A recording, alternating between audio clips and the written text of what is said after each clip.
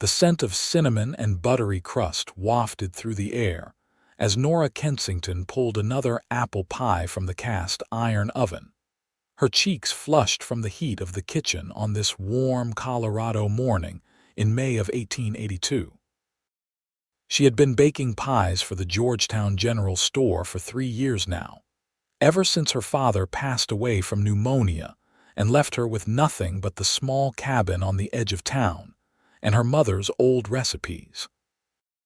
At 22 years old, Nora had learned to make her way in this harsh mountain town nestled in the Rockies, where silver miners and cowboys passed through with regularity, and respectable work for a woman alone was scarce.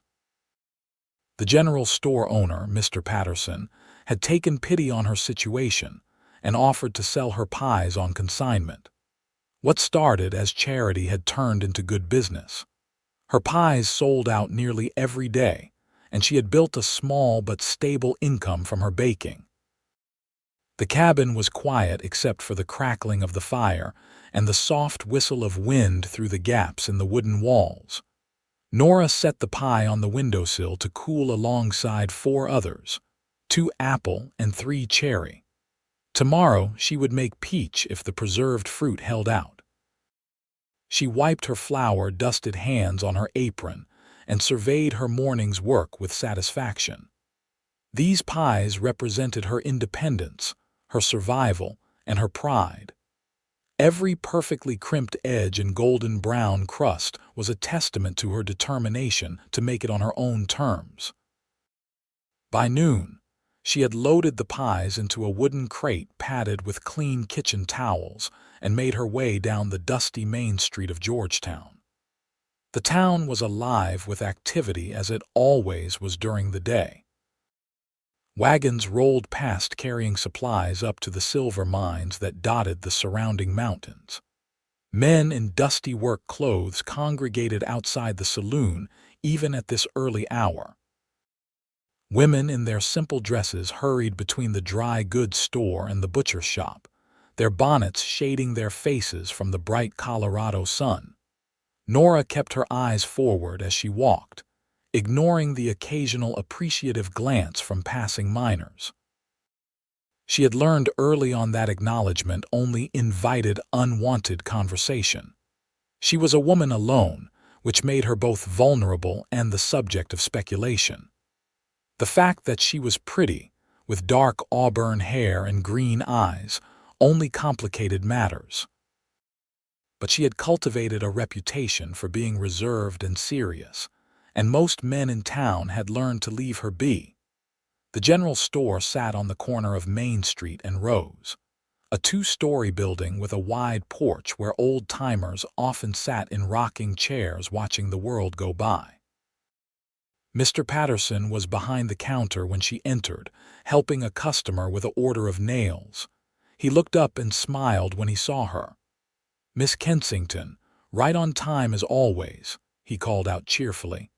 "I have been getting inquiries about your pies since I opened this morning." Nora returned his smile, one of the few genuine ones she gave during the day. Mr. Patterson was a kind man in his 50s with a round belly and a bald head that shone in the lamplight. He had never treated her with anything but respect, and she was grateful for his business and his protection. Having his good opinion meant something in this town. "I have 5 today," she said, setting the crate on the counter. 2 apple, 3 cherry. I will bring peach tomorrow if all goes well.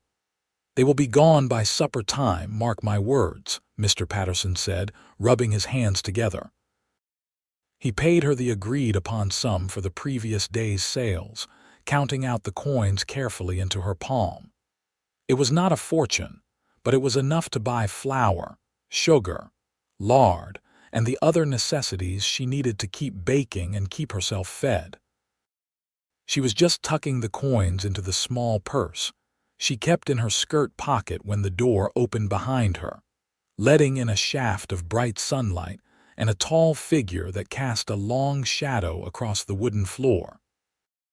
"Afternoon, Mr. Patterson," a deep voice said, warm and rough like honey over gravel. I heard tell you have the best pies in Clear Creek County." Nora turned to see who had spoken and found herself looking up at a cowboy who stood at least 6 feet tall, with broad shoulders and a lean, muscular build that spoke of years of hard work. He was older than her, perhaps 25 or 26, with sun-bronzed skin and dark brown hair that curled slightly at the edges beneath his worn Stetson. But it was his eyes that caught her attention, a striking blue-gray like a winter sky, framed by laugh lines that suggested he smiled often. He wore typical cowboy attire: dust-covered denim trousers, a faded blue shirt, a leather vest, and a bandana tied loosely around his neck. A gun belt sat low on his hips, the holster well worn but cared for. "That would be thanks to Miss Kensington here," Mr. Patterson said proudly, gesturing toward Nora. "She is the baker responsible for those fine pies, just brought in today's batch." The cowboy's gaze shifted to Nora, and when their eyes met, she felt an unexpected jolt, like touching a door handle after walking across a wool rug. His expression softened immediately, and he removed his hat in a gesture of respect, holding it against his chest. "Madam," he said, his voice gentler now, "I am mighty pleased to make your acquaintance. Name is Daniel Hayes. I just signed on with the Miller Ranch about 5 miles west of here." "Miss Nora Kensington," she replied, her voice steady despite the strange flutter in her chest. She was not prone to such reactions. Men were men, and she had learned to keep them all at arm's length. But something about the genuine warmth in this man's eyes and the respectful way he stood, not crowding her space, made her feel oddly off balance. "Miss Kensington's pies are famous around these parts," Mr. Patterson continued, oblivious to the sudden tension in the air. "We have apple and cherry today. Which would you prefer?" "I will take one of each," Daniel Hayes said, though his eyes had not left Nora's face, "if that is acceptable." "Of course," Mr. Patterson said, moving to wrap the pies in brown paper. "You bake these yourself?" Daniel asked Nora, his tone conversational but genuinely curious. "I do," she said, finding her voice. "Every morning." "That is quite a talent," he said. "I have been on cattle drives from Texas to Montana, and I can count on one hand the number of truly good pies I have had. Most cookies just throw together whatever they can manage over a campfire.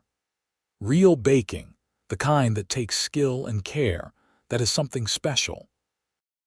Nora felt warmth creep into her cheeks at the compliment. She was not accustomed to such direct praise, especially not delivered with such sincerity. "Thank you," she managed. "I use my mother's recipes." "She must have been a remarkable woman to have such recipes," Daniel said. "She was," Nora replied softly. The familiar ache of loss touched her heart, but it was gentler now than it had been in the years right after her mother's death when she was only 15. Mr. Patterson finished wrapping the pies and stated the price. Daniel paid without hesitation, counting out the coins from a leather pouch at his belt. When Mr. Patterson handed over the wrapped pies, Daniel tucked them carefully under one arm. "Thank you kindly," he said to Mr. Patterson, then turned back to Nora. "Miss Kensington, would it be too forward of me to say I hope to see you again?" The question was bold but asked with such genuine hopefulness that Nora found she could not take offense. "I deliver pies here every day around noon," she said, surprising herself with the answer. She could have simply nodded or said nothing at all. A smile spread across Daniel's face, transforming his already handsome features into something that made her heart skip. "Then I suspect I will find myself in town around noon quite often," he said. "Good day to you both." He settled his hat back on his head, tipped it to Nora, and walked out of the store with an easy, confident stride. Through the window, Nora watched him untie a beautiful chestnut horse from the hitching post and secure the pies carefully in his saddlebag, before swinging up into the saddle with practiced ease.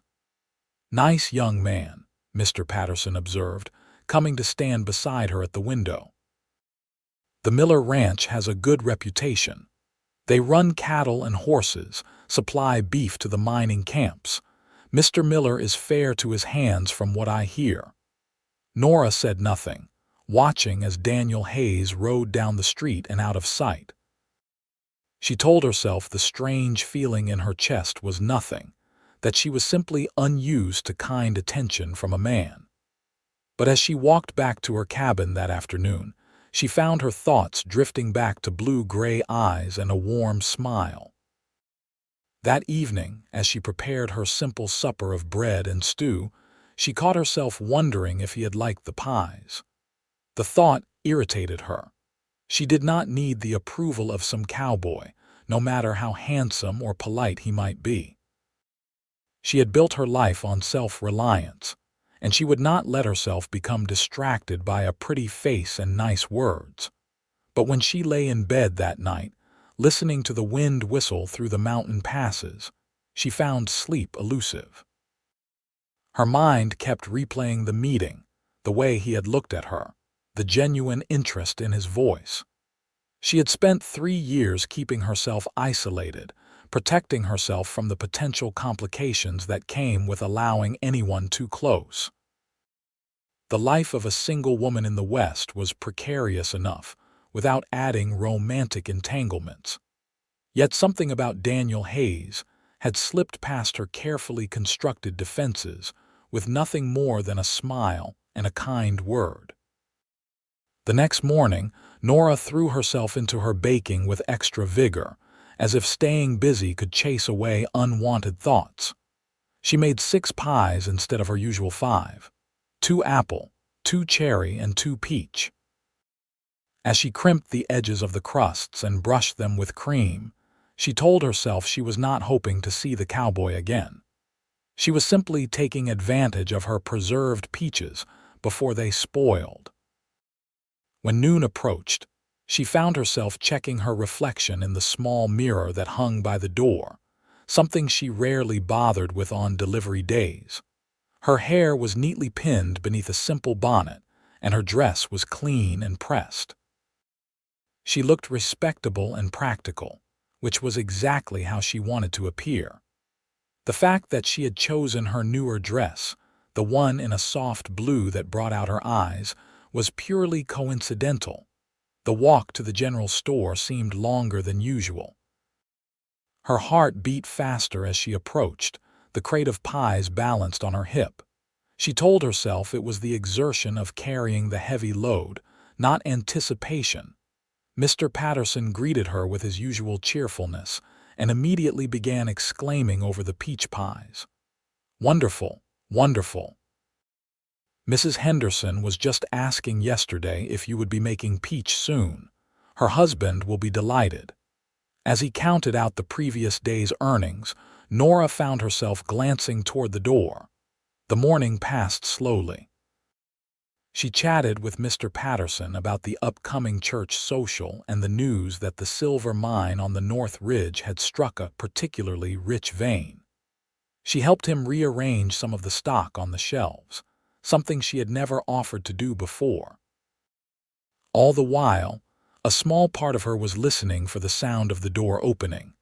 By 12:30, she accepted that Daniel Hayes was not coming. Of course he was not. He was a working cowboy with responsibilities. He could not simply ride into town every day on the hope of seeing a woman he had just met. She felt foolish for having expected anything different. She was just preparing to leave when the door burst open and Daniel Hayes strode in, slightly out of breath, his hat in his hand. "Miss Kensington," he said, his face breaking into a relieved smile when he saw her. "I was afraid I had missed you. We had a fence break this morning, and I could not get away until now." The warmth that flooded through Nora at his words was almost alarming in its intensity. He had hurried to see her. He had been thinking about seeing her. The realization made her feel vulnerable and excited all at once. "I was just about to head home," she said, proud that her voice remained steady. "I am glad I caught you then," he said, moving closer. "I wanted to tell you that those pies yesterday were the finest I have ever tasted. The crust was so light it practically melted, and the filling was perfectly balanced, not too sweet, just right. The boys at the ranch were near green with envy when they smelled them. You shared them?" Nora asked, surprised. "The cherry one, yes," Daniel admitted with a slightly sheepish grin. "The apple one, I confess, I kept entirely to myself. I know that probably makes me seem selfish, but it was too good to share." Despite herself, Nora laughed. It was a sound that surprised even her, light and genuine. She could not remember the last time she had laughed so easily. "I have peach today," she found herself saying. "If you would like to try a different variety." "I would like that very much," Daniel said. His eyes held hers for a moment longer than strictly necessary, and Nora felt that same electric connection she had experienced the day before. Mr. Patterson, who had been pretending to be absorbed in his ledger while watching the exchange with barely concealed interest, wrapped up one of the peach pies. Daniel paid and accepted the package with care. "Miss Kensington," he said, his tone becoming more serious. "I realize we have only just met, but I would very much like to know you better. Would you allow me to call on you? Perhaps I could visit you at your home properly so we might talk." The request was straightforward and respectful. He was not presuming anything, not pushing for more than she might be willing to give. Nora knew she should say no. She should maintain her distance, protect herself. But looking into his hopeful eyes, she found she did not want to say no. "I live in the cabin on the eastern edge of town, the one with the blue shutters," she heard herself say. "You may call on me Sunday afternoon if you wish. I do not bake on Sundays." The smile that lit Daniel's face was like sunrise over the mountains. "Sunday afternoon," he repeated. "I will be there. Thank you, Miss Kensington." After he left, Mr. Patterson could no longer contain himself. "That young man is quite taken with you," he observed with a knowing smile. "He barely knows me," Nora protested, but even to her own ears the words sounded weak. "Some things do not require long acquaintance," Mr. Patterson said wisely. "My wife and I knew within a week of meeting that we would marry. Sometimes the heart knows before the head catches up." Nora walked home in a daze, Mr. Patterson's words echoing in her mind. She had always believed that love was something that grew slowly over time, built on shared experiences and proven trust. The idea that it could strike quickly, like lightning, seemed dangerous and irresponsible. Yet she could not deny what she was feeling. In just 2 brief meetings, Daniel Hayes had awakened something in her that she had thought long buried, if it had ever existed at all. Hope. The possibility of something beyond mere survival, beyond the solitary life she had built for herself. The days until Sunday stretched endlessly. Nora continued her routine, baking her pies and delivering them to the general store. Daniel came by each day around noon, always respectful, always kind, and with each meeting they talked a little longer. She learned that he was 25 years old, originally from Missouri, and had been working as a cowboy since he was 16 after his father died, and the family farm was sold to pay debts. He had a younger sister who had married a shopkeeper in Kansas City and seemed happy there. He spoke of wanting to save enough money to eventually buy his own small spread. Nothing grand. Just enough land for some cattle and a good horse operation. In turn, Nora found herself sharing things she rarely spoke of to anyone. She told him about her mother, who had been the daughter of a baker in Philadelphia, and had taught Nora everything she knew about creating perfect pastries and pies. She spoke of her father, who had been a carpenter with dreams of striking it rich in the silver mines, but had died before he could make that dream come true. She admitted how frightening it had been to be alone at 19, how close she had come to having to accept charity or worse, and how proud she was that she had managed to build something for herself.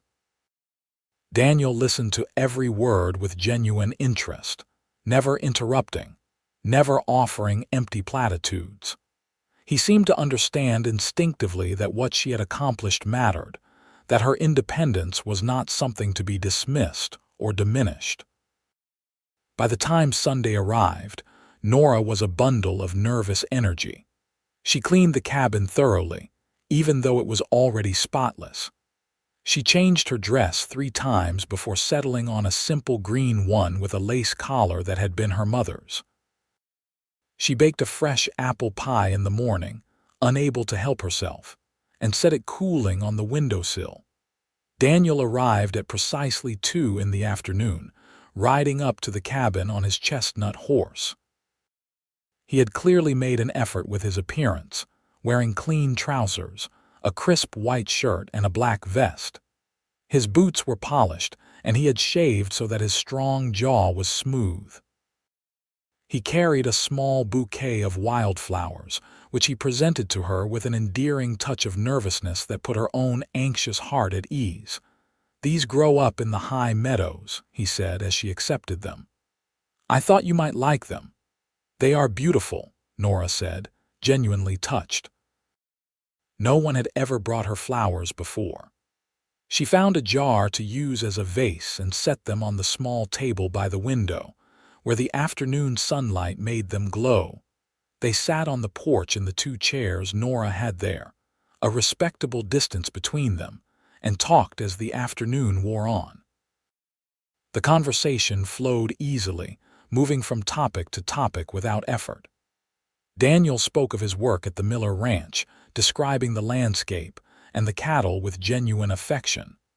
He clearly loved the work, the freedom of being outdoors, the satisfaction of a job well done. "I know it is hard work," he said, looking out at the mountains that surrounded Georgetown. "And it is not particularly respectable in some people's eyes. Cowboys have a rough reputation, and not without reason, but I take pride in what I do. I am good with horses and I work hard. Mr. Miller trusts me with responsibilities, and that means something to me." "Honest work is nothing to be ashamed of," Nora said firmly. "You provide for yourself through your own labor. That is more than many can say." Daniel turned to look at her, and the warmth in his eyes made her breath catch. "You understand," he said softly. "Most people see a cowboy and make assumptions, but you see the person." "You have shown me the same courtesy," Nora replied. "You do not see a desperate woman alone, you see me." The moment stretched between them, heavy with meaning. Daniel reached out slowly, giving her time to pull away if she wished, and took her hand in his. His palm was calloused from work, warm and strong, and the simple contact sent a thrill through her entire body. "Miss Kensington, Nora, if I may be so bold," he said, his voice rough with emotion. "I have never felt like this before. I know it has only been a week, and I know I should be sensible and take my time, but I cannot stop thinking about you. When I am out riding fence or working with the horses, you are in my thoughts. When I lay down at night, I see your face. I have never believed in love at first sight, but I am beginning to think I was wrong." Nora's heart pounded so hard she was certain he must be able to hear it. Everything logical in her mind told her to be cautious, to protect herself, to not trust too quickly. But her heart, that traitorous, hopeful organ, was singing a different song entirely. "I feel it too," she admitted, the words barely above a whisper. "It terrifies me, if I am being honest. I have worked so hard to build a life where I need no one, where I am safe. But when I am with you, I find myself wanting to be less safe. I want to take the risk." Daniel's grip on her hand tightened, and he shifted his chair closer, though still maintaining propriety. "I would never ask you to give up what you have built," he said earnestly. "Your baking, your independence, that is part of who you are, and I admire it deeply. I would never want to take that away from you." "What are you saying?" Nora asked, needing to hear the words clearly. Daniel took a deep breath, and she could see him gathering his courage. "I am saying that I am courting you if you will have me. I am saying that I want to know everything about you, to spend every moment I can in your presence. And I am saying that I believe, with everything in me, that you are the woman I am meant to spend my life with. I know it is fast, and I know I should probably wait longer before speaking so plainly. But I am a simple man, Nora, and I believe in saying what is true. I am falling in love with you." Tears sprang to Nora's eyes, surprising her with their sudden appearance. She was not a woman who cried easily, having shed most of her tears in the years after her parents' deaths. But these were different tears, born not of sorrow but of overwhelming emotion, of joy and fear and hope all tangled together. "I am falling in love with you too," she said, and saying the words aloud made them real in a way that thinking them had not. "It scares me, Daniel. What if something goes wrong? What if I lose you like I lost everyone else I have loved?"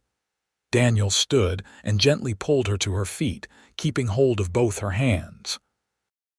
He was close now, close enough that she could see the flecks of silver in his blue-gray eyes, close enough to feel the warmth radiating from him. "Life has no guarantees," he said softly. "I could get thrown from a horse tomorrow. You could take ill. The mine could collapse and take half the town with it. We cannot control fate, Nora. All we can do is choose to live, really live, while we have the chance. And I choose to live with you for however long we are given. Will you choose that too?" Looking into his eyes, seeing the absolute sincerity there, Nora felt the last of her walls crumble. She had been so focused on protecting herself that she had forgotten what it meant to truly live, to open herself to joy even with the risk of pain. "Yes," she breathed. "Yes, I choose that too." Daniel's smile was brilliant, and then he was cupping her face gently in his calloused hands, his thumbs brushing away the tears on her cheeks. "May I kiss you?" he asked, ever respectful, even in this moment of high emotion. "Please," Nora whispered. When his lips met hers, it was soft and sweet and perfect.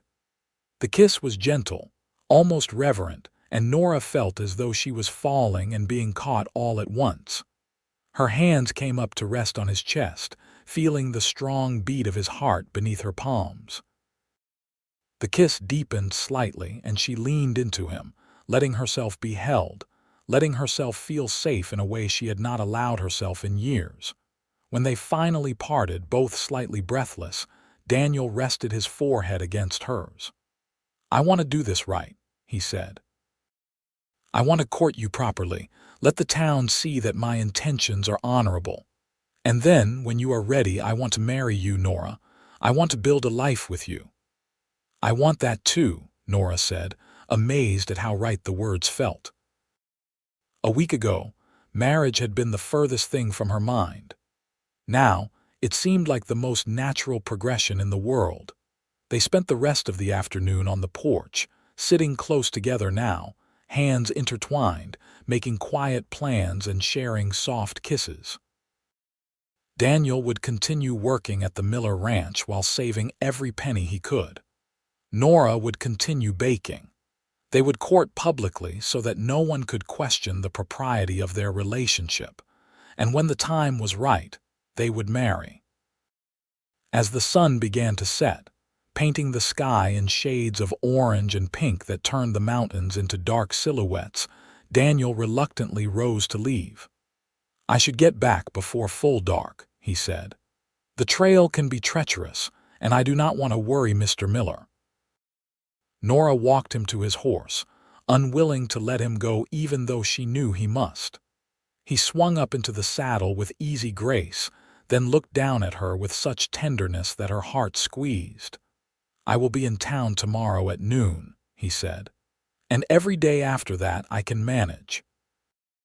I will court you proper, Nora Kensington, and I will make sure everyone in Georgetown knows that you are spoken for.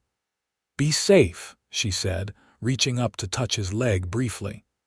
Always, he promised. I have too much to live for now to be careless. She watched him ride away until he disappeared into the gathering dusk, then went back into her cabin, which suddenly seemed much less lonely than it had before. She touched her lips, still feeling the ghost of his kiss, and smiled. That night, she wrote a letter to her long-dead mother in her journal, something she did occasionally when she had important news to share with the only parent she wished could still be there. "Mama," she wrote, "I met someone, a cowboy named Daniel Hayes. He is kind and honest and sees me for who I am. I think you would approve. I think you would tell me to follow my heart. So that is what I am going to do. I am going to let myself love him, and I am going to believe that happiness is possible. Wish me luck." The next few weeks passed in a blur of happiness, unlike anything Nora had experienced since her childhood.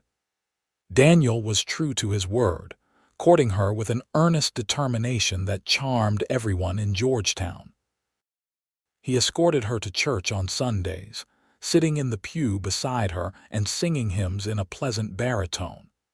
He helped her carry supplies from the general store to her cabin, always maintaining proper decorum, but making his affection clear. He fixed the loose shutter on her window and repaired a section of her fence that had been sagging. Word spread quickly through the small town that the pie baker and the cowboy from the Miller Ranch were courting. The general consensus seemed to be approval.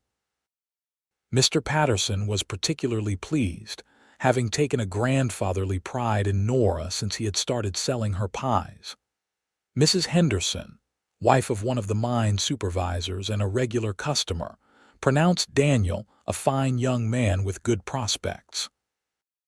Even the minister, Reverend Thomas, commented favorably on the match when he encountered them together after Sunday service. Nora had worried that some in town might view her courtship as a sign that she would stop baking, but if anything, her pies became more popular. There was something about a love story that people found appealing, and being able to buy a pie from the woman who had captured the heart of the handsome cowboy seemed to add an extra sweetness to the purchase. Daniel continued to buy a pie almost every day, bringing them back to the ranch where the other cowboys had become devoted fans of Nora's baking.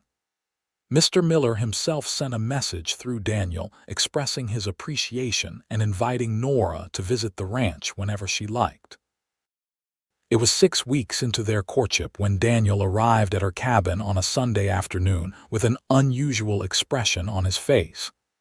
He seemed excited but also nervous, a combination that immediately caught Nora's attention. "I have something to discuss with you," he said as they settled into their usual spots on the porch. "Something important." Nora felt her heartbeat quicken. "What is it?" Daniel took her hands in his, looking directly into her eyes. "Mr. Miller called me into his office yesterday. He told me that he has been impressed with my work, particularly with the horses. He wants to put me in charge of developing the ranch's horse breeding program. It would mean a significant raise in pay and a permanent position rather than seasonal work." "Daniel, that is wonderful," Nora exclaimed, genuinely happy for him. She knew how much he loved working with horses and how much this opportunity would mean. "There is more," Daniel continued. "The position comes with a small house on the ranch property. It is nothing grand, just a 3-room cabin, but it is solid and well maintained.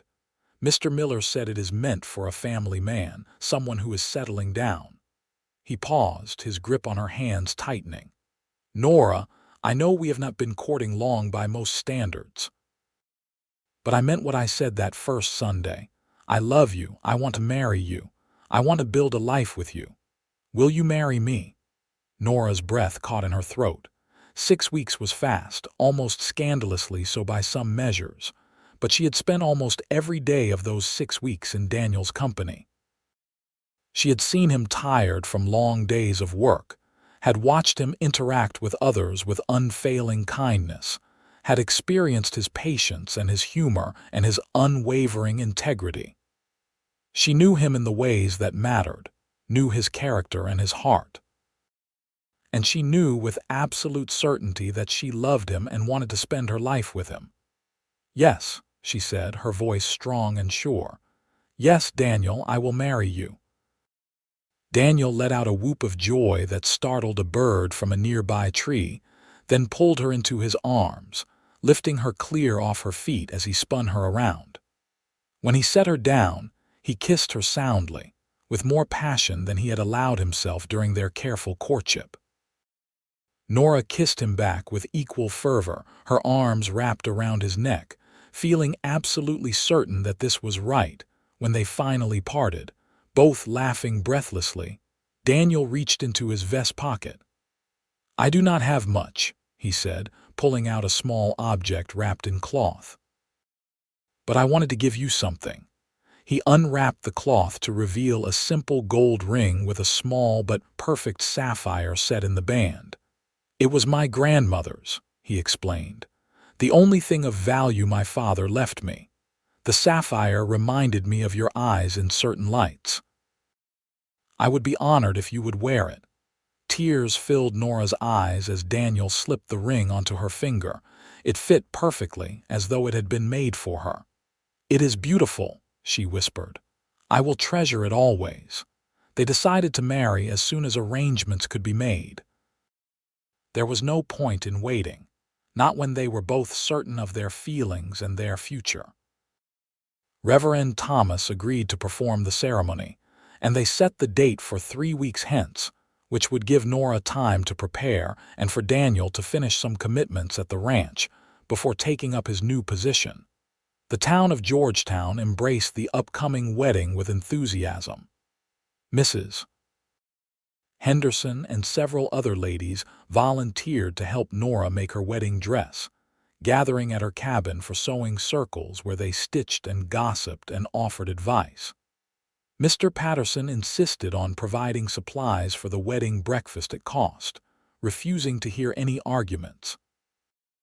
The other cowboys from the Miller Ranch announced their intention to attend, and Mr. Miller himself promised to give Nora away since she had no father to do so. Nora was overwhelmed by the outpouring of support. She had spent 3 years keeping herself apart, focused solely on survival, and had not realized how much the community had quietly come to care for her. It made her new happiness even sweeter, knowing that she and Daniel would be starting their married life surrounded by people who wished them well. The dress came together beautifully, a simple but elegant design in cream-colored cotton with lace at the collar and cuffs. It was practical enough that she could wear it again on Sundays, which was important given their modest means, but special enough to feel like a proper wedding dress. The ladies fashioned a veil from delicate netting, and Mrs. Henderson lent Nora a pair of pearl earrings that had belonged to her own mother. Daniel spent his free time preparing the cabin on the Miller Ranch for Nora's arrival. He whitewashed the walls, repaired the porch, and built a larger pantry where she could store her baking supplies. He consulted with her on every decision, wanting to make sure the space would work for her needs as well as their life together. "I know your baking is important to you," he told her one evening as they discussed the layout. "I want to make sure you can continue if you wish. The cabin has a good oven, and Mr. Miller says you are welcome to use the ranch kitchen if you need more space. He is already hoping you might be willing to bake for the ranch hands on occasion." "I would like that," Nora said, touched by his consideration. "Though I suspect once we are married, I will want to focus on our home and our life together. Perhaps I could reduce my deliveries to the general store to a few times a week instead of daily." "Whatever makes you happy," Daniel assured her. "This is your decision, Nora. I will support whatever you choose." The night before the wedding, Nora lay in her cabin one last time, looking around at the space that had been her sanctuary for 3 years. Tomorrow, she would be a married woman, would leave this cabin for a new home and a new life. The thought was both exciting and bittersweet. This cabin represented her independence, her survival, her strength. Leaving it felt symbolic in ways she had not fully anticipated. But as she touched the ring on her finger and thought of Daniel, of the life they would build together, she felt nothing but joy. She was not giving up her independence by marrying him. She was choosing to share her strength with someone who valued it, who would be her partner in every sense of the word. Together, they would be stronger than either could be alone. The wedding day dawned clear and beautiful, a perfect September morning with just a hint of autumn coolness in the mountain air. Nora dressed carefully in her new gown, with Mrs. Henderson and 2 other ladies there to help with the buttons and to arrange her hair. They had fashioned a simple coronet of braids that they adorned with small white flowers, and the veil fell softly over her shoulders. When Nora looked at herself in the mirror, she barely recognized the woman staring back.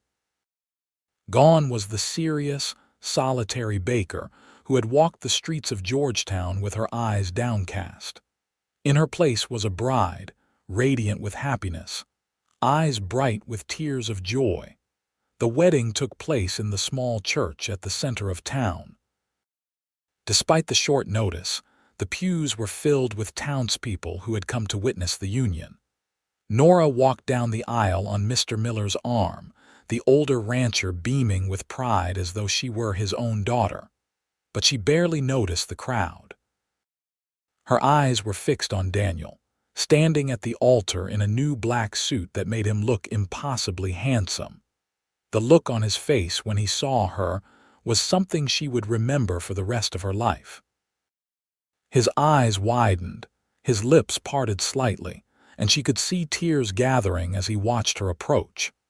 When she reached his side and Mr. Miller placed her hand in Daniel's, the cowboy bent to whisper in her ear.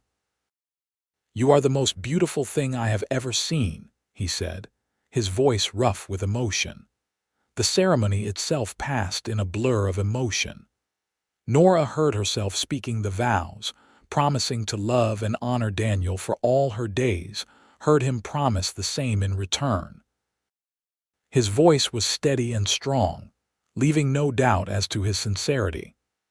When Reverend Thomas pronounced them husband and wife and told Daniel he could kiss his bride, the kiss was soft and sweet and full of promise. The congregation erupted in applause as they turned to face everyone as Mr. and Mrs. Hayes. Nora felt like she was floating as they walked back down the aisle, hand in hand, smiling at the well-wishers on either side. The wedding breakfast was held in the social hall attached to the church, with tables laden with food that the townspeople had contributed. There was roast beef and fresh bread, vegetables from late summer gardens, and, of course, pies. Nora had baked 3 special pies for the occasion. Apple, cherry, and peach, the 3 varieties she had made the week she met Daniel. The symbolism was not lost on anyone, and more than one person commented on how fitting it was that the courtship that had begun with a pie should be celebrated with them as well. Daniel kept Nora close to his side throughout the celebration, his arm around her waist, clearly reluctant to let any distance come between them. They accepted congratulations from what seemed like every person in Georgetown, and Nora felt her cheeks ache from smiling so much. She had never been the center of so much positive attention, and while it was slightly overwhelming, it was also wonderful. As the afternoon wore on, Daniel leaned down to murmur in her ear, "Are you ready to see our home, Mrs. Hayes?" The thrill that went through Nora at hearing herself addressed as Mrs. Hayes was unexpected and delightful. "Yes," she said, "I am ready." They said their goodbyes amidst much teasing from the ranch hands and well wishes from the townspeople. Someone had decorated Daniel's horse, and the wagon he had brought for Nora's belongings with ribbons and flowers. The trunk containing her few possessions was already loaded in the wagon bed, including her mother's recipes carefully wrapped in oilcloth, and her father's tools that she had kept for sentimental reasons. The ride to the Miller Ranch took about an hour, following a well-maintained road that wound through stands of aspen and pine. The mountains rose around them, their peaks already dusted with early snow. Daniel drove the wagon with one hand, keeping his other hand clasped with Nora's, their fingers intertwined. They did not talk much, content to simply be together, to savor the reality of being married, of belonging to each other. The ranch itself was impressive, a sprawling operation with a large main house, multiple barns, corrals, and several outbuildings. Daniel drove past the main complex to a smaller cabin set slightly apart, nestled against a hillside with a stand of aspen trees behind it. A small stream ran nearby, its water crystal clear and cold from the mountains. "This is ours," Daniel said, pulling the wagon to a stop in front of the cabin. The pride in his voice was evident, and Nora understood why.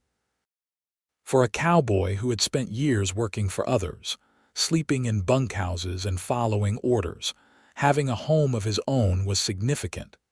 He helped her down from the wagon, and then, to her surprise, he swept her up into his arms. "I believe this is traditional," he said with a grin, carrying her toward the door. Nora laughed, wrapping her arms around his neck.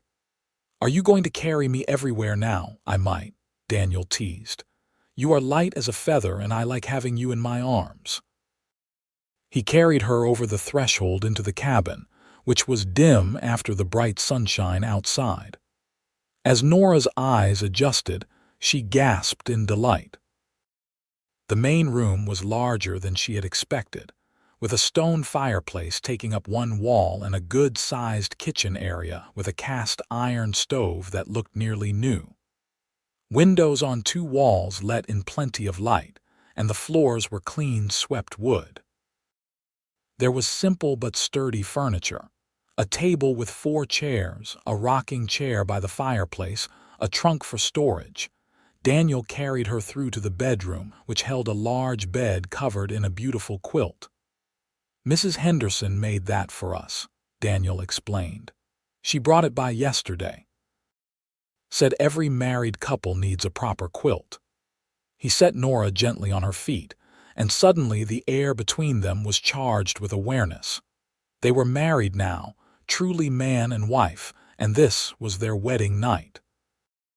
Nora felt her heart begin to race, not with fear but with anticipation tinged with nervous uncertainty. Daniel seemed to sense her emotions. He took her hands gently, his thumbs rubbing soothing circles on her wrists. "We have all the time in the world," he said softly. "There is no rush, Nora. I love you, and I want this to be right for both of us." His consideration touched her deeply. Nora reached up to cup his face, feeling the slight stubble on his jaw. "I love you too," she said, "and I am not afraid. I want to be your wife in every way." What followed was tender and sweet, 2 people learning each other with gentleness and growing passion. Daniel was patient and careful, and Nora felt cherished in a way she had never imagined possible. They came together as husband and wife, and it felt like the most natural, right thing in the world. Later, as they lay tangled together in the quilt Mrs. Henderson had made, Nora traced patterns on Daniel's chest and marveled at how much her life had changed. 2 months ago, she had been alone, focused solely on survival, her world small and contained. Now she was married to a man she loved beyond measure, starting a new life full of possibility. "What are you thinking?" Daniel asked, his voice rumbling beneath her ear. "I am thinking about pies," Nora said, then laughed at the absurdity of it. Daniel chuckled, his chest shaking with the sound. "Pies, on our wedding night. Not in the way you are imagining, Nora said, propping herself up to look at him. I am thinking about how strange life is. I have been baking pies for 3 years, and they were just about survival, about making enough money to live. And then you tasted one, and everything changed. One pie, and now here we are. Daniel's expression softened, and he tucked a strand of hair behind her ear. That was the best decision I ever made, trying your pie. Well, that and convincing you to let me court you. I do not think you had to convince very hard, Nora admitted. I think I was hoping you would come back even before I admitted it to myself. We found each other, Daniel said simply. However it happened, whatever brought us together, I am grateful for it. They settled back into comfortable silence, holding each other as the light outside faded and evening fell over the ranch. Nora had never felt so content, so completely at peace. This was home, not the cabin or even the ranch, but wherever she was with Daniel. The first months of marriage were an adjustment, but a happy one. Nora learned the rhythms of ranch life, the early mornings and physical work that filled Daniel's days. She continued baking, though on a reduced schedule as she had planned. She made pies 3 times a week for the general store, which Mr. Patterson continued to sell with great success. She also baked for the ranch hands, providing desserts for the main cookhouse that made her extremely popular with the Cowboys. Daniel thrived in his new position, managing the horse breeding program. He had a natural gift for working with the animals, understanding their temperaments and bloodlines in a way that impressed even the experienced Mr. Miller.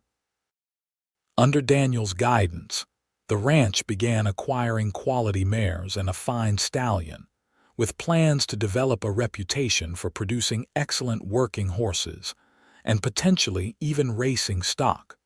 Nora found herself drawn into the work as well. She discovered that she enjoyed being around the horses, their beauty and strength appealing to something in her nature.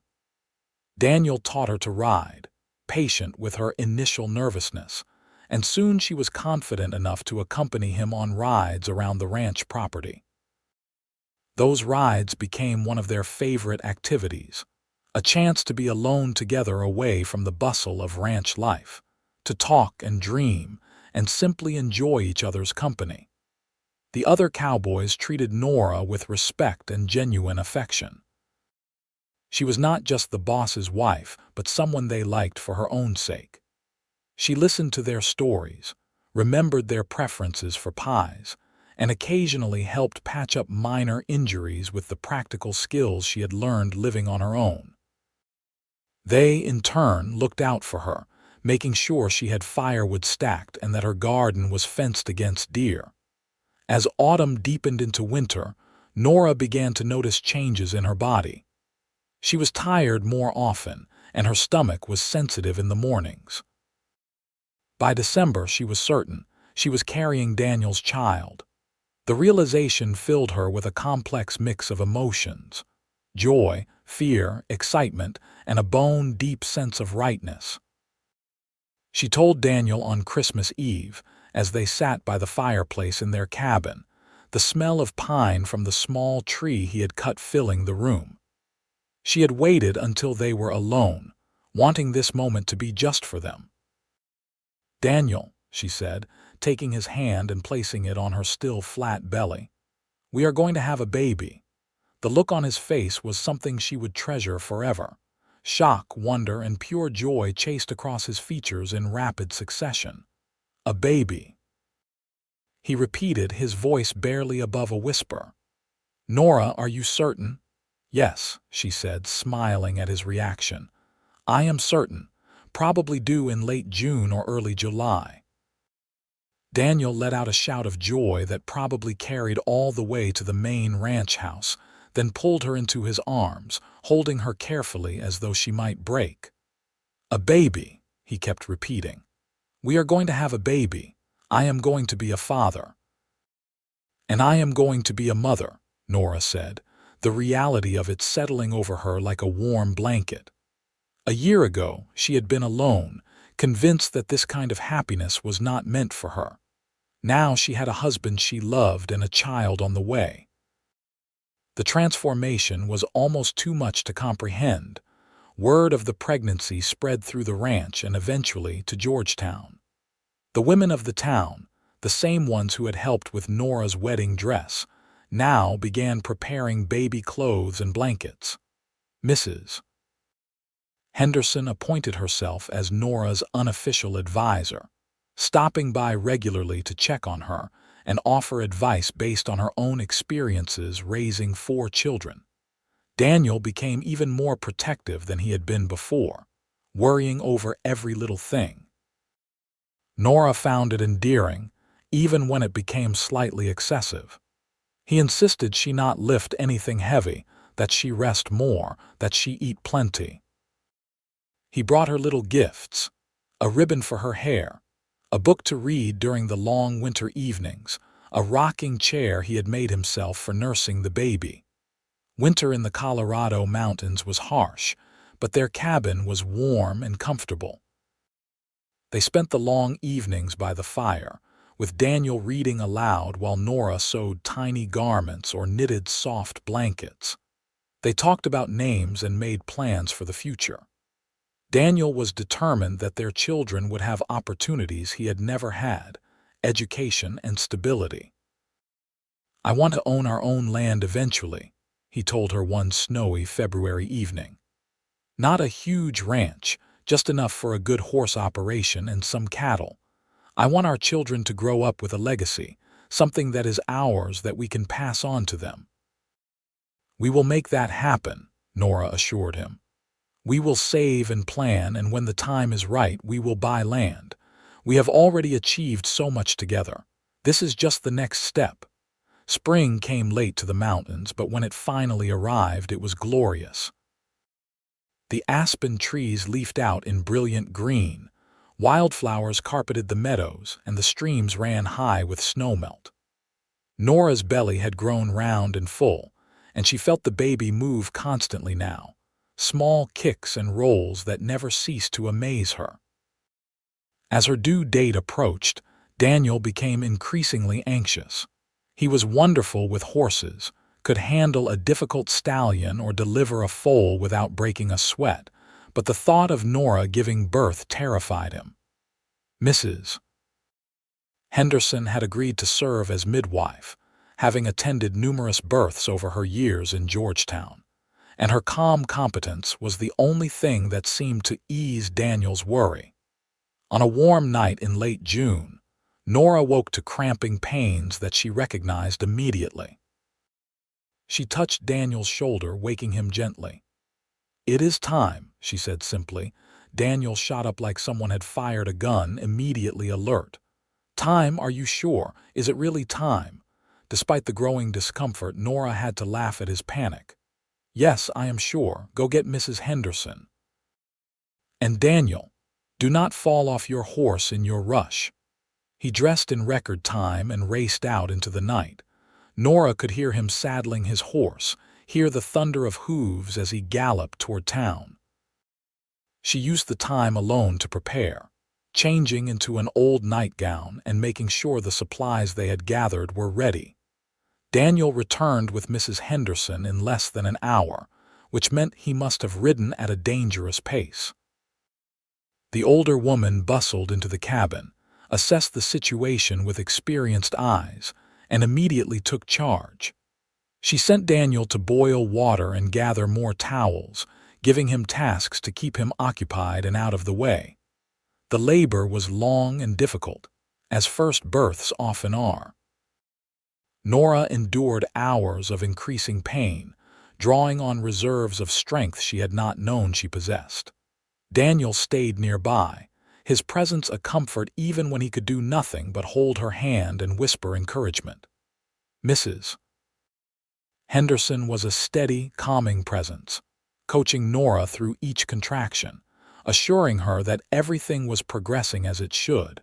As dawn broke over the mountains, painting the sky in shades of pink and gold, Nora gave one final push and felt the baby slip free. The infant's cry filled the cabin, strong and healthy, and Nora collapsed back against the pillows, exhausted but elated. "It is a boy," Mrs. Henderson announced, quickly wrapping the baby in a soft blanket and placing him in Nora's arms. "A fine, healthy boy."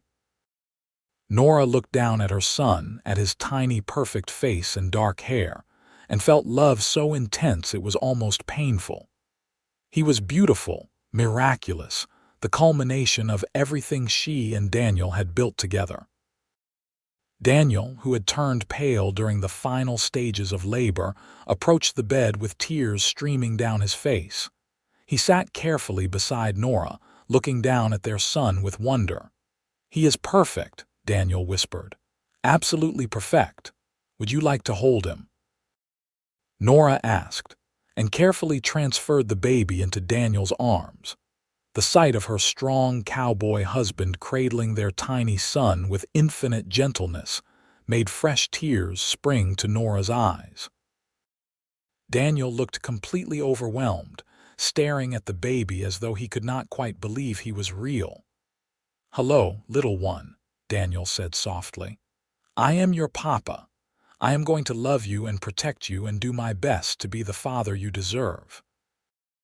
They named him James Daniel Hayes, James after Nora's father and Daniel after his. The ranch hands came by throughout the next few days, bringing gifts and congratulations. Mr. Miller visited personally, presenting them with a beautiful handcrafted cradle, and announcing that Daniel's pay was being increased again in recognition of his growing family. The people of Georgetown also came to call, bearing food and baby clothes and good wishes. Mr. Patterson brought a silver rattle that had belonged to his own son. Mrs. Henderson checked on Nora and the baby daily for the first 2 weeks, ensuring that both were thriving. The early weeks of parenthood were exhausting and challenging, filled with sleepless nights and the constant demands of a newborn. But they were also suffused with joy. Nora had never imagined she could feel this happy, this complete. Watching Daniel with their son, seeing the tenderness and care he showed, only deepened her love for him. As James grew, the cabin filled with new sounds. Baby laughter, gurgling coos, and occasionally unhappy cries.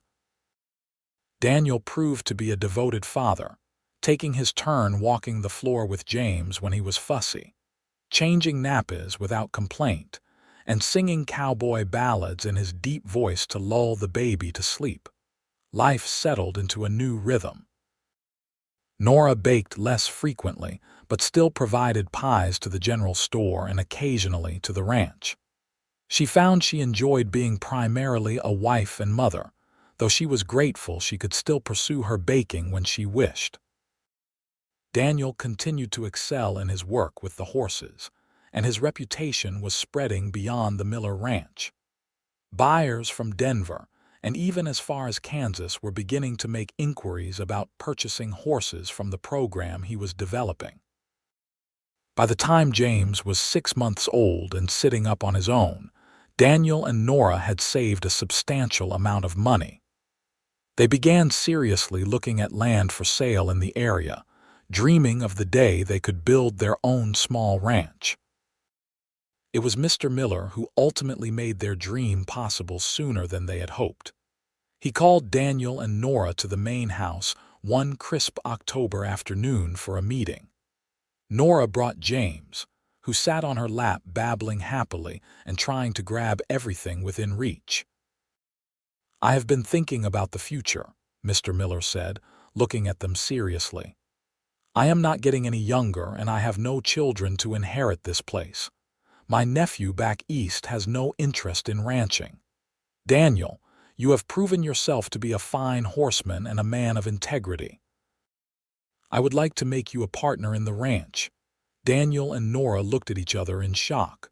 "A partner," Daniel repeated carefully. "Sir, I do not have the capital to buy into a ranch this size." "I am not asking you to buy in," Mr. Miller said with a slight smile. "I am offering you a stake.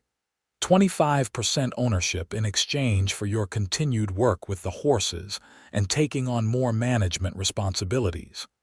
Eventually, when I am too old to run things, I would like you to take over operations entirely. The ranch hands respect you, the work is thriving, and you have a good head for business. What do you say?" Daniel was speechless, looking between Mr. Miller and Nora with an expression of stunned disbelief. Nora felt tears gathering in her eyes. This was beyond anything they had dared to hope for. "Sir, I do not know what to say," Daniel managed finally. "This is incredibly generous." "It is good business," Mr. Miller corrected. "And it is the right thing to do. You have earned this, Daniel. Now I need an answer. Will you accept the partnership?" "Yes," Daniel said, his voice thick with emotion. "Yes, sir, I absolutely accept. I will not let you down." "I know you will not," Mr. Miller said, extending his hand for a shake that sealed the agreement. As they walked back to their cabin that afternoon, Daniel was quiet, processing the magnitude of what had just happened. Nora carried James, who had fallen asleep against her shoulder. When they reached their home, Daniel stopped and turned to face Nora, his eyes bright with unshed tears. "Do you realize what this means?" he asked. "We are not just working for someone else anymore. We have a stake in something real, something we can build on. Our children will grow up with security, with opportunity. This is everything I dreamed of giving you." "You have already given me everything," Nora said, reaching up to cup his face with her free hand. "You gave me love, a family, a home. This is wonderful, but it is not what makes me happy. You make me happy, Daniel. You and James. Everything else is just bonus." Daniel pulled her and James into a careful embrace, mindful of the sleeping baby between them.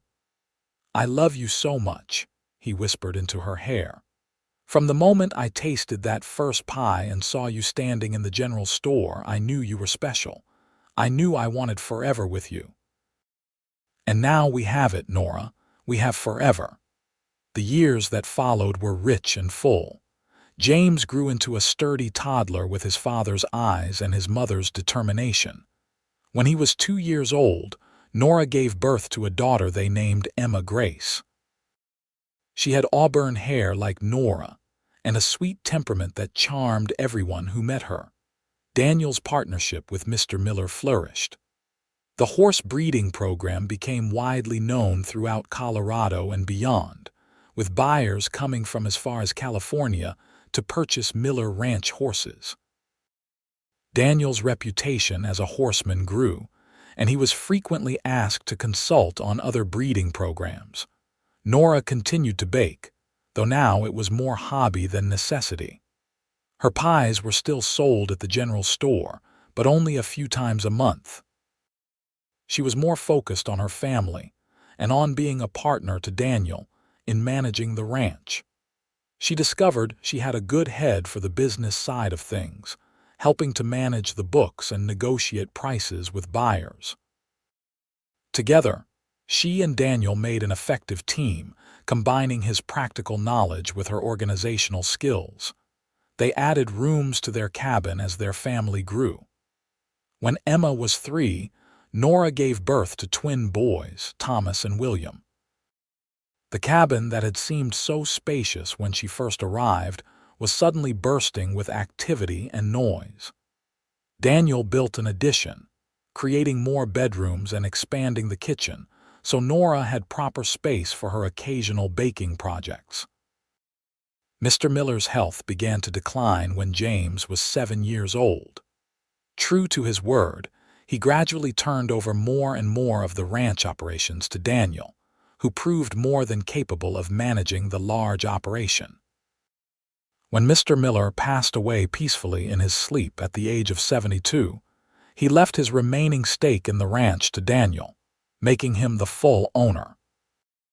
Daniel was deeply moved by the trust his mentor had placed in him, and determined to honor Mr. Miller's legacy by running the ranch with the same integrity and care the older man had shown.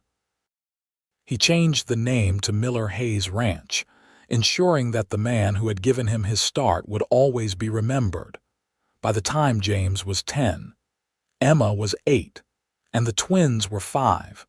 The ranch was one of the most successful operations in Clear Creek County. They had expanded into cattle as well as horses, employed a dozen ranch hands year-round, and owned several thousand acres of prime Colorado land. Despite their success and growing wealth, Daniel and Nora remained humble and grounded. They remembered what it was like to struggle, to count every penny, to worry about the future. They treated their employees fairly, paying good wages and providing decent housing. They were active in Georgetown's community, donating to the church and the school, helping neighbors in need. Nora looked back on that day 12 years earlier, when Daniel Hayes had walked into the general store and asked about her pies, and she marveled at how one simple moment had changed everything. She had been so focused on survival, on protecting herself, that she had almost missed the chance for real happiness. On their 10th wedding anniversary, Daniel surprised her with a trip back to Georgetown to visit the general store. Mr. Patterson was still there, a bit older and grayer, but still running his store with the same cheerful efficiency. "Mrs. Hayes," he exclaimed when they walked in. "And Mr. Hayes, what a wonderful surprise! And who are these fine young people?" "These are our children," Nora said proudly, introducing each one. "We wanted to visit the place where we met. I was telling the children the story, and they wanted to see where everything began."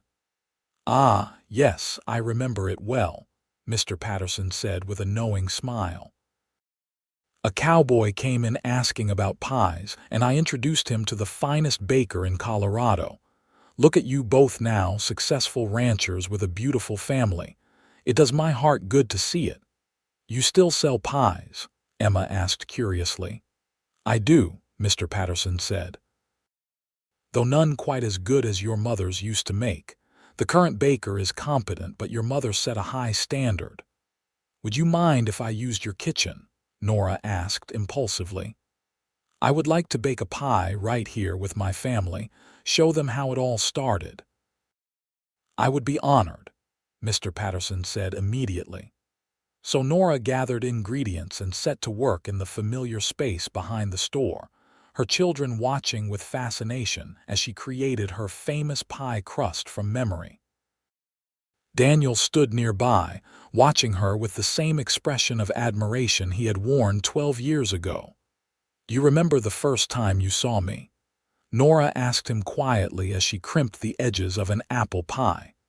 "Every detail," Daniel replied. "You had flour on your cheek and you looked so serious. I thought you were beautiful, and when you spoke, your voice was like music. I knew right then that I wanted to know you, wanted to be the man who could make you smile." "You succeeded," Nora said, meeting his eyes across the work table. "You made me smile, Daniel. You made me happy. You gave me a life I never dreamed possible." When the pie was finished and cooling on the windowsill, just like in the old days, Nora cut generous slices for her family. They sat around the table in the general store's back room, eating pie and laughing, the children asking questions about the early days of their parents' courtship. "So Papa bought your pie, and then what happened?" James asked through a mouthful of apple and cinnamon. "Then he kept coming back, every day, to buy more pies and to see me," Nora said, reaching over to wipe a bit of filling from Thomas's chin. "Because he loved you?" Emma asked with the romantic imagination of an 8-year-old girl. "Because I was falling in love with her," Daniel corrected gently. "Love takes time to grow, sweetheart, but I knew from that first meeting that she was special, that I wanted to spend my life with her." "And now you have us," William announced proudly. "And now we have you," Nora agreed, looking around at her family with a heart full to bursting. The best unexpected blessings anyone could ask for. As the afternoon wore on and they prepared to return to the ranch, Nora took one last look around the general store. So much had changed since she had first started bringing her pies here, desperate and determined. But the core of who she was remained the same. She was still strong, still capable, still independent. Marriage and motherhood had not diminished those qualities. They had only added new dimensions to them. The years continued to pass, marked by the milestones of a full and happy life. James grew into a fine young man who shared his father's gift with horses, and eventually took over much of the day-to-day management of the breeding program. Emma proved to have her mother's talent for baking and her father's head for business, talking about one day opening a proper bakery in Georgetown or perhaps Denver. The twins were inseparable, full of energy and mischief, keeping their parents on their toes. Daniel and Nora grew older together, accumulating the silver hairs and laugh lines that came with a life well lived. Their love, rather than fading with time, only deepened. They had weathered storms together, both literal and figurative. Harsh winters that tested the ranch's resources, financial challenges during economic downturns, the normal ups and downs of raising children and running a business. Through it all, they had remained partners in every sense, facing each challenge as a team. On their 20th anniversary, Daniel arranged for the children to stay with friends so he and Nora could have an evening alone. He took her on a horseback ride to a high meadow overlooking the ranch, timing their arrival for sunset. They dismounted and stood together, his arms around her waist, watching as the sun painted the sky in brilliant oranges and purples. 20 years, Daniel mused. It seems like yesterday and like forever all at once. I know what you mean, Nora said, leaning back against his chest. Sometimes I still feel like that nervous girl bringing pies to the general store. Other times, I cannot even remember what life was like before you. Do you have any regrets? Daniel asked. I know I pushed you to take a chance on me quickly. Do you ever wish you had taken more time, been more cautious? Nora turned in his arms to face him, reaching up to touch his face. There was more gray in his hair now, and the lines around his eyes had deepened, but he was still the handsome cowboy who had stolen her heart with a smile and a kind word. Not a single regret, she said firmly. You gave me everything, Daniel.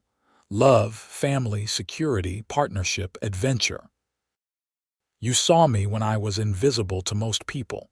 You valued my independence instead of trying to diminish it. You made me believe in happiness again. I would not change a single moment of our life together. I feel the same, Daniel said, his voice rough with emotion. You took a chance on a cowboy with nothing but a dream and a lot of hope. You built this life with me, Nora. The ranch, our family, everything good in my life comes back to you.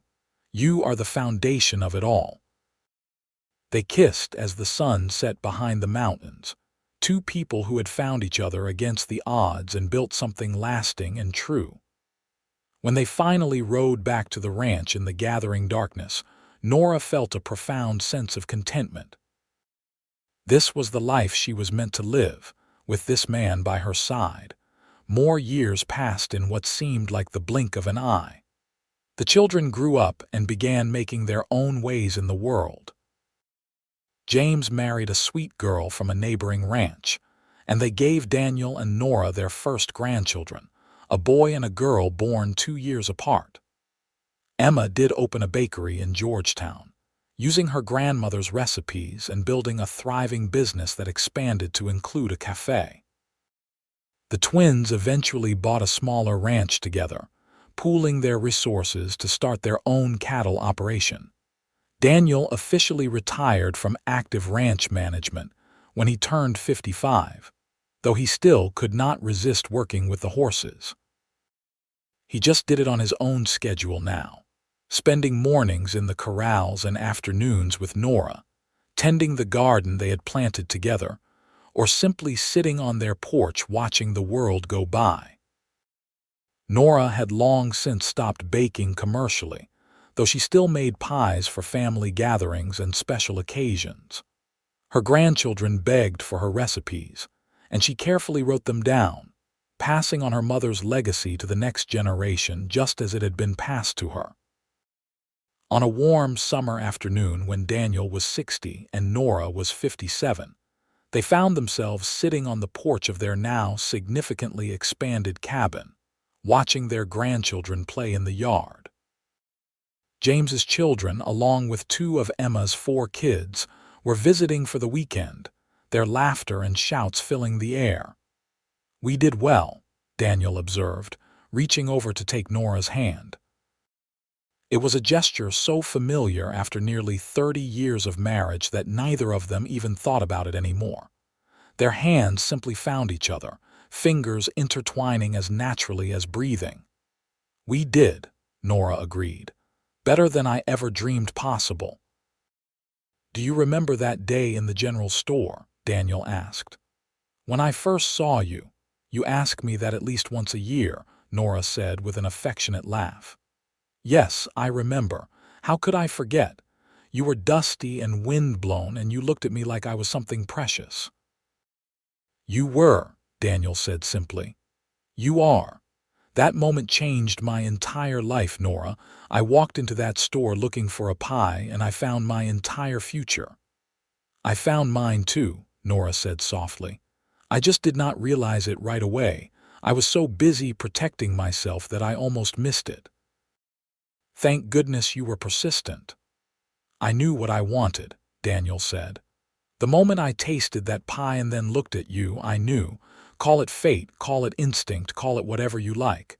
I knew you were the woman I was meant to spend my life with. And I have never been more right about anything."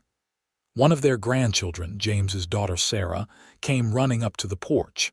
She was 6 years old, with auburn hair like Nora's and Daniel's blue-gray eyes. "Grandma, can we bake a pie together?" she asked breathlessly.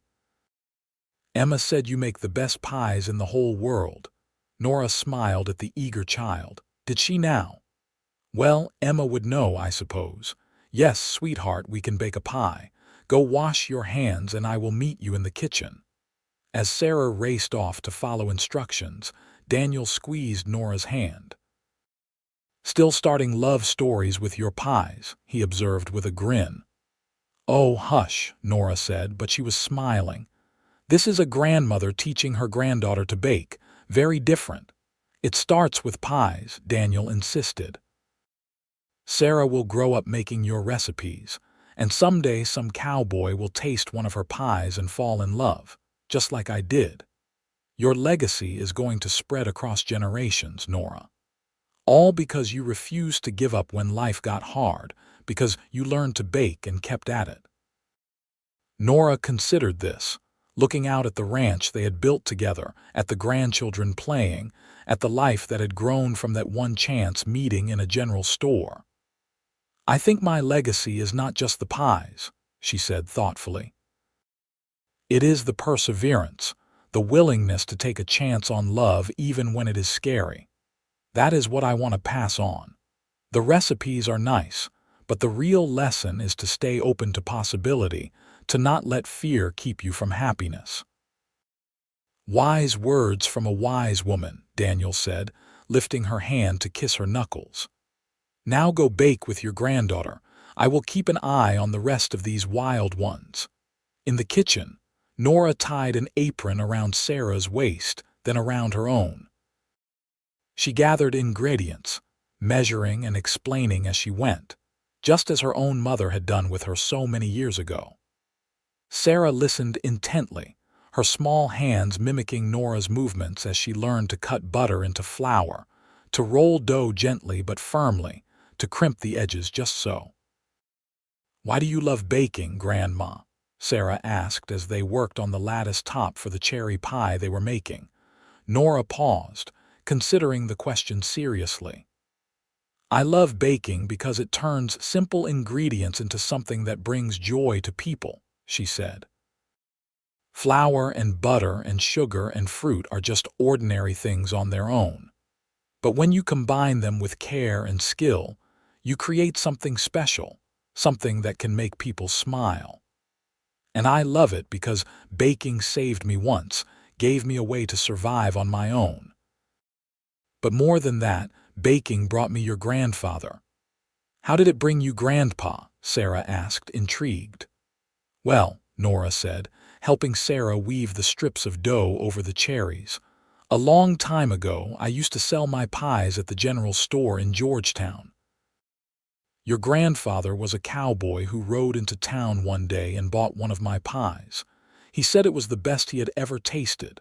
And then he kept coming back, day after day, buying pies and talking to me, and we fell in love.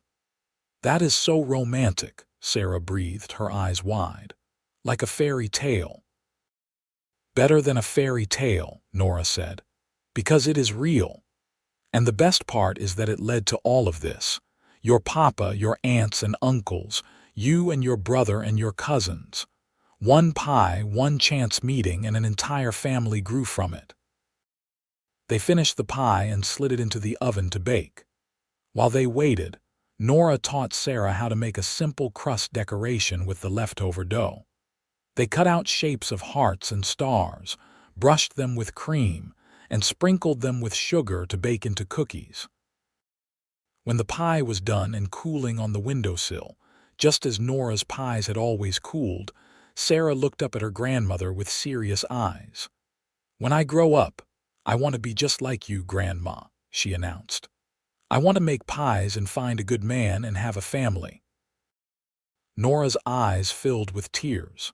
She knelt down to be at eye level with her granddaughter, taking the child's small hands in her own. "You can be anything you want to be, Sarah," she said seriously. "You can bake or not bake, marry or not marry.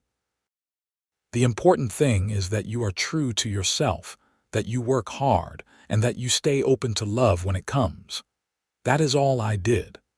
I worked hard, I stayed true to myself, and when your grandfather came along, I took a chance on love even though it scared me. That is my real legacy, sweetheart. Not the pies, but the courage to reach for happiness." "I understand," Sarah said solemnly, then threw her arms around Nora's neck. "I love you, Grandma."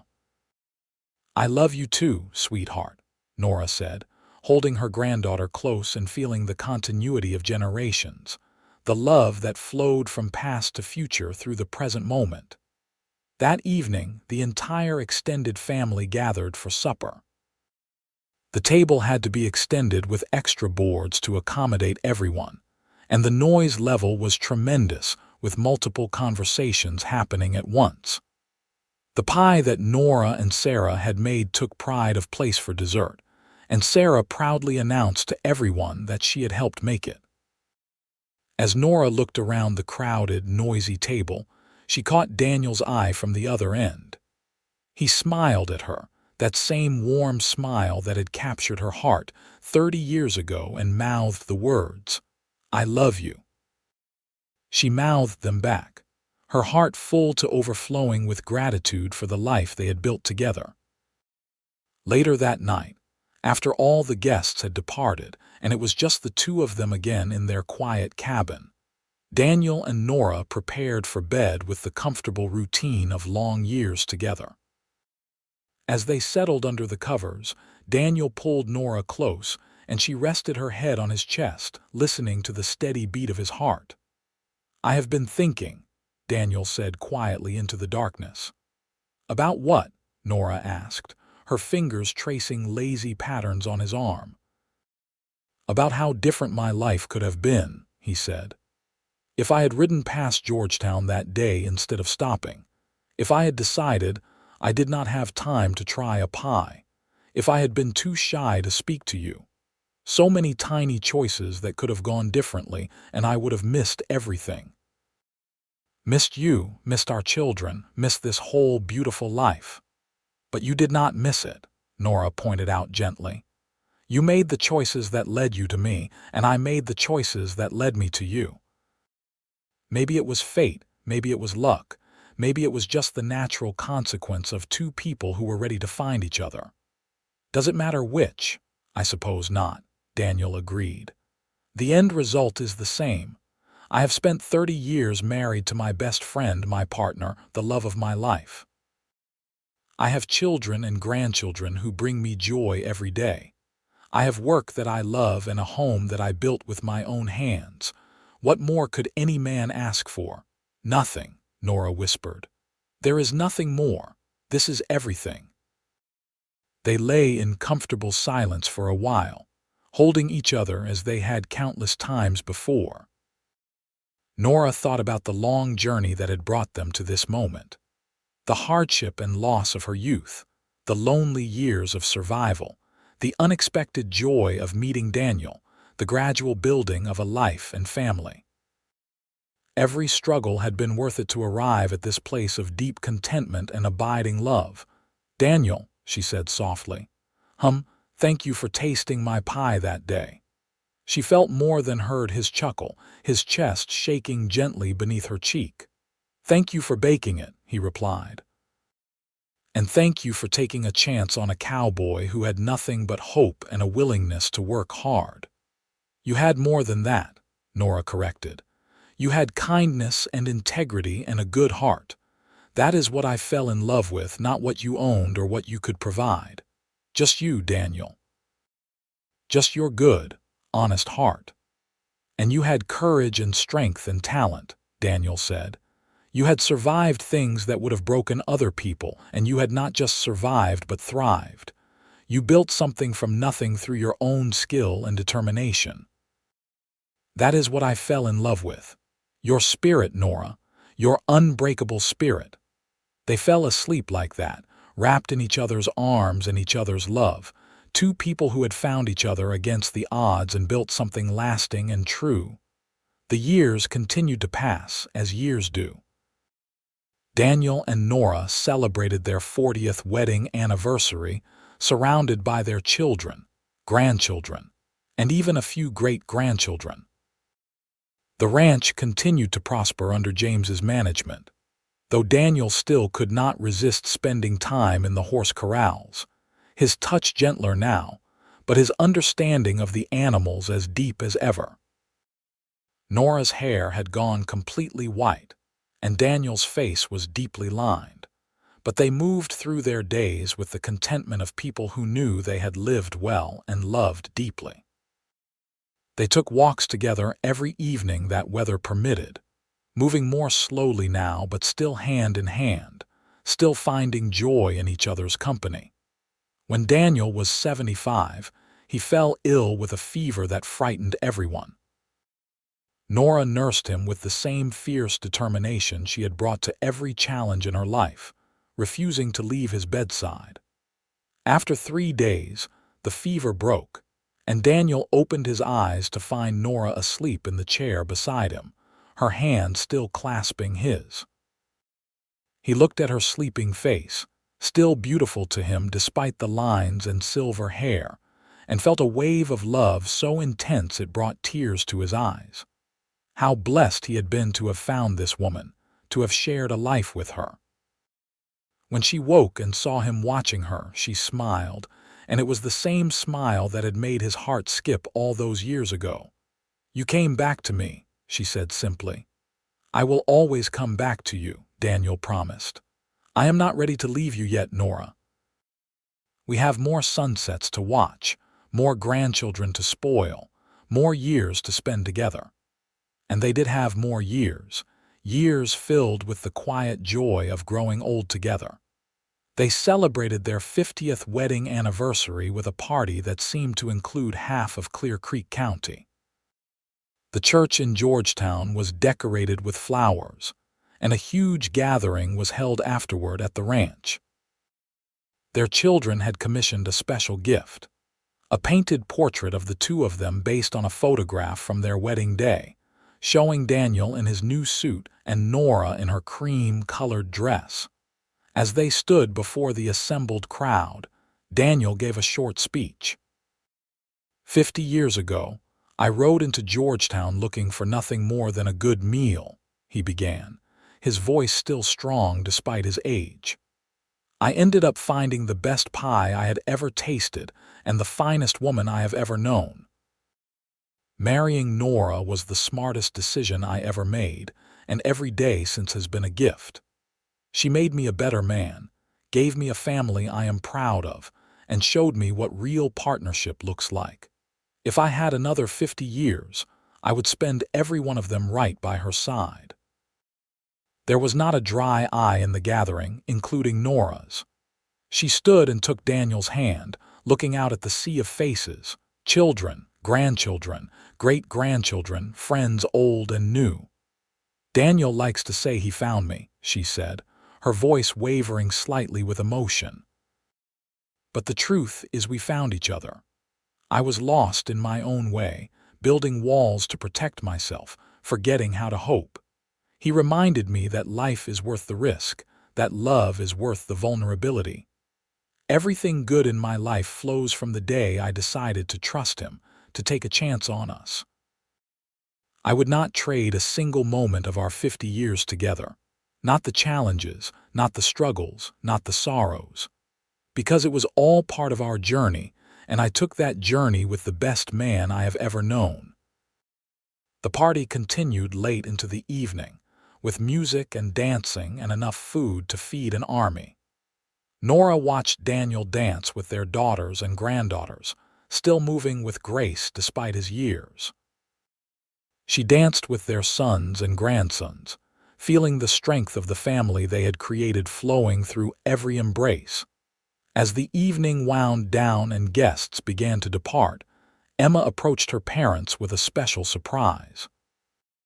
She had brought a pie, made from Nora's original apple pie recipe, the same recipe that had been the first pie Daniel ever tasted from her.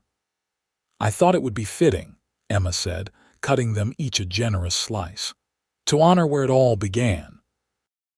Daniel and Nora sat together in the gathering dusk, eating pie and watching the last of the sunset paint the mountains in shades of purple and gold.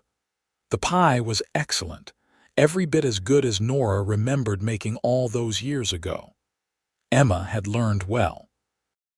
"Still the best pie I have ever tasted," Daniel said, taking another bite.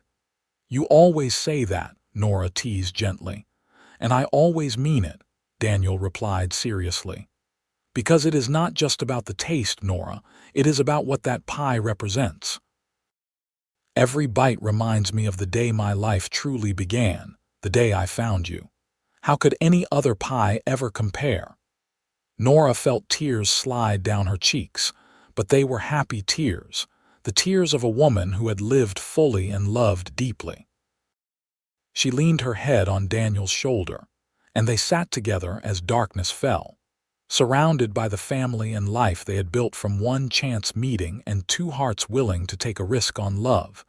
Daniel lived to see his 80th birthday, still sharp in mind if slower in body.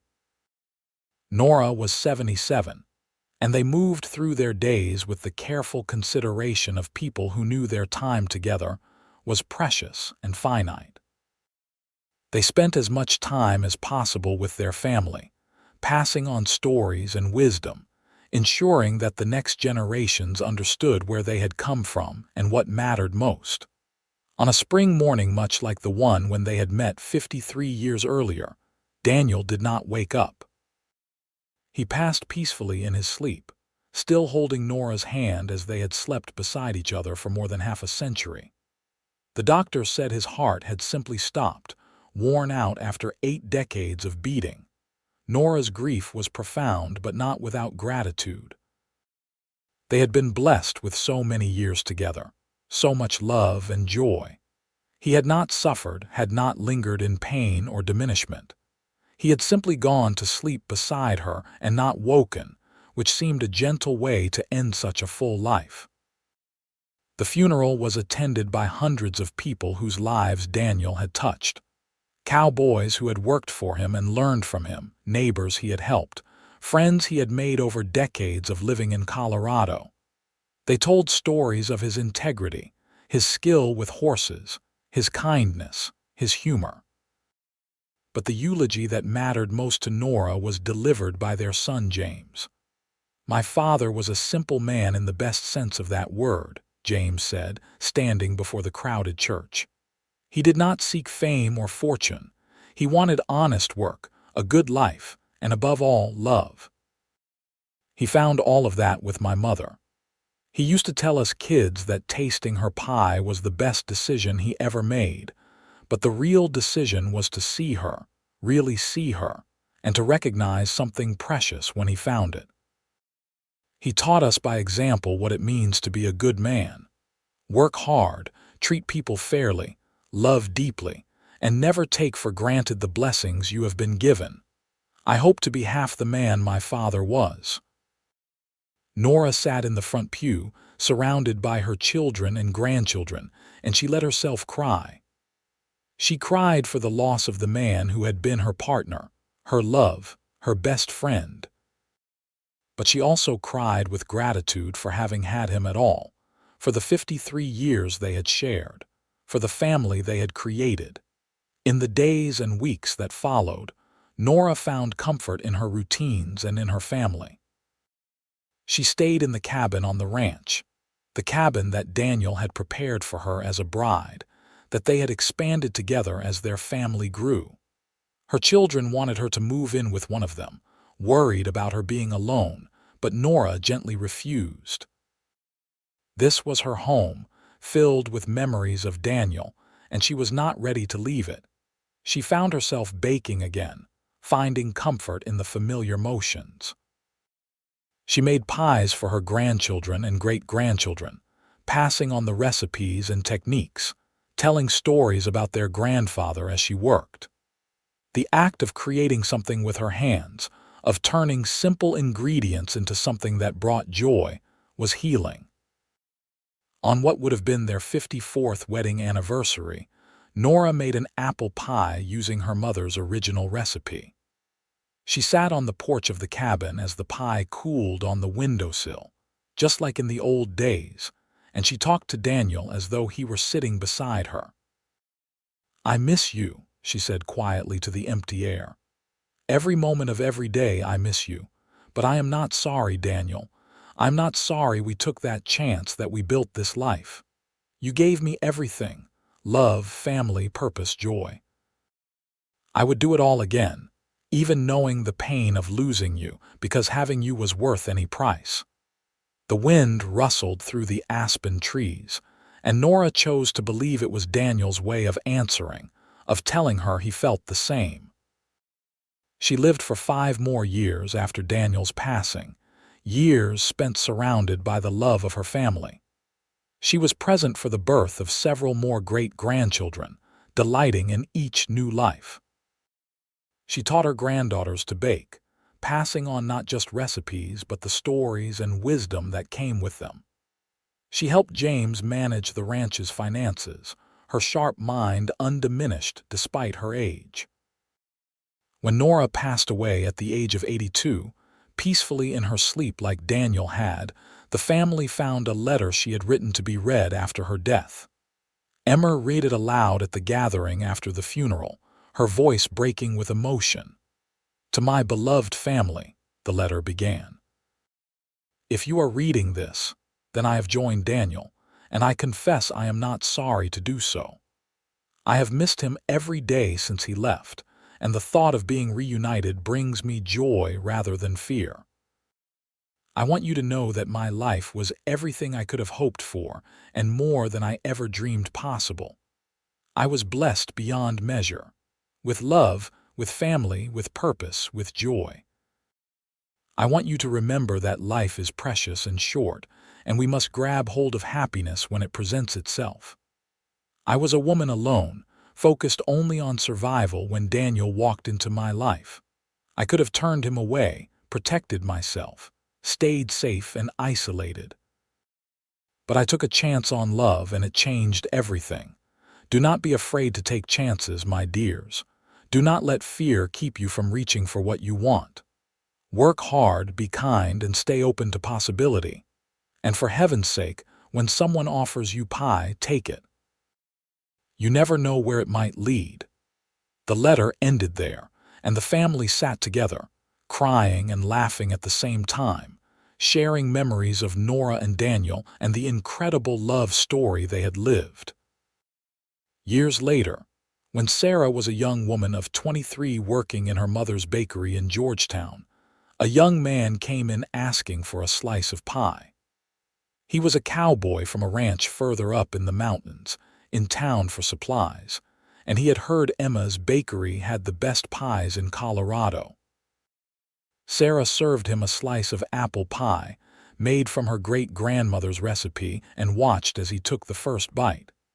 His eyes closed in appreciation, and when he opened them and looked at her, something passed between them, a spark of recognition and possibility. "This is the best pie I have ever tasted," he said, his voice warm and genuine. "Did you make it?" Sarah smiled, thinking of her grandmother's letter, of the story she had heard countless times about a cowboy and a pie baker who had taken a chance on love. "I did," she said. "I learned from the best." And as they began to talk, the cycle continued, proving that some legacies transcend recipes and techniques, that the real inheritance is the courage to open your heart when love comes calling, no matter what form it takes. The Miller Hayes Ranch continues to this day, still run by descendants of Daniel and Nora, still known for producing fine horses and for the love story that founded it. In Georgetown, a small plaque outside what used to be the general store commemorates the place where a cowboy met a pie baker and changed both their lives forever. And every year, on the anniversary of their first meeting, the family gathers to share apple pie made from Nora's original recipe, to tell the story to the youngest members, and to remember that sometimes the most important decisions in life are as simple as tasting a pie and asking for forever.